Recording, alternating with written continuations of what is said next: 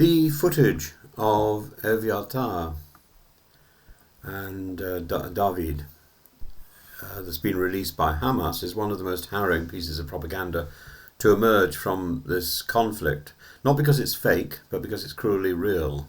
A young man, skeletal and frightened, is forced to dig his own grave in the depths of a concrete tunnel, whispering through cracked lips that he hasn't eaten for days. He's not just being held hostage, he's being starved, filmed and used. This is not war, this is theatre, directed by those who understand exactly how to manipulate the conscience of the watching world. And of course it's working. But the tragedy is not singular. What gives this image such disturbing moral power is its duality. Evyatar's gaunt frame doesn't just cry out for the freedom of hostages, it also reflects with pitiless symmetry the starving children of Gaza, the toddlers who have died for want of formula, the mothers fainting from hunger, the families queuing for hours for a bag of flour only to be dispersed by drones or rifle fire. In a sense, Evyatar has become every victim of starvation in this war. We mustn't lose sight of the facts. Evyatar David was abducted from the Nova Music Festival on the 7th of October 2023 alongside 250 others. And in this latest visit he's visibly malnourished, painfully thin, and states with tragic clarity, "I haven't eaten for days, I barely got drinking water." He marks on a wall the days he received food. A can of lentils, he says, must last him 2 days. The tone is quiet, resigned and devastating. His family has rightly accused Hamas of using deliberate starvation as a tool of propaganda. This is not incidental suffering. This is the slow death of a man arranged for the camera. But herein lies the uncomfortable truth. What we see in Evyatar is mirrored in the children dying in Gaza hospitals from the same cause, from starvation. And the moral dissonance becomes unbearable. There are 20 hostages still believed to be alive in Gaza, and over 2.2 million Gazans still trapped in what UNICEF and UNRWA describe as a famine zone. Since March, Israel has intermittently blocked aid convoys, restricted flour deliveries, and according to persistent rumours denied baby formula at crossing points on security grounds. If true, and even if not policy, but negligence, this casts a shadow over every claim of moral clarity.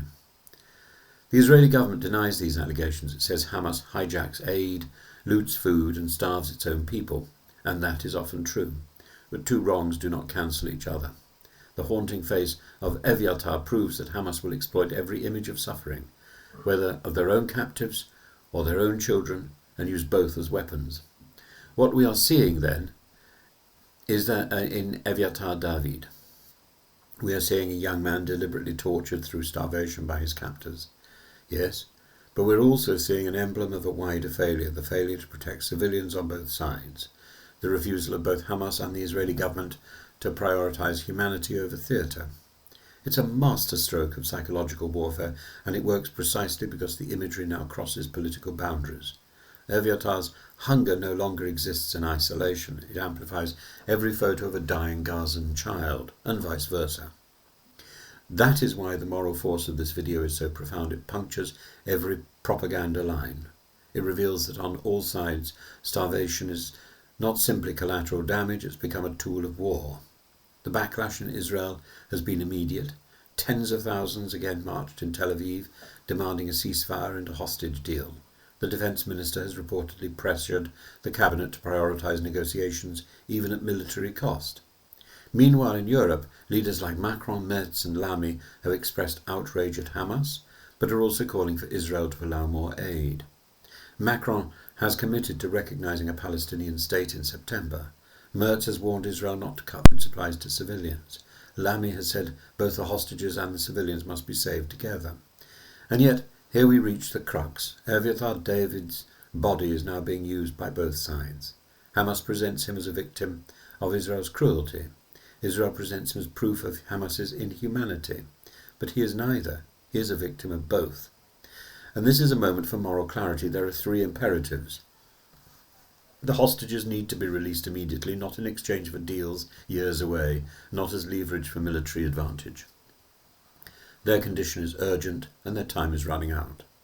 Hamas must be excluded from any future governments of Gaza. A group that starves hostages for the camera cannot be part of civil authority.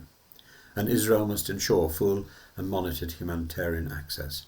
Rumours of denying formula, even if exaggerated, must be definitively disproven by transparent conduct, because the world cannot watch Evyatar starve and ignore the identical suffering of children in Jabalia or Rafah. President Herzog said this is a test of humanity. Silence is not an option, but action is not optional either. The war cannot be waged by denying food on either side. When Evyatar says, "I'm digging my own grave," he doesn't know how right he is, not only for himself, but symbolically for the morality of this war. He digs not only for his body, but for our collective conscience, hollowed out by violence, fed on despair, and now crying out for rescue. We must stop this, not just for Evyatar, but for Gaza.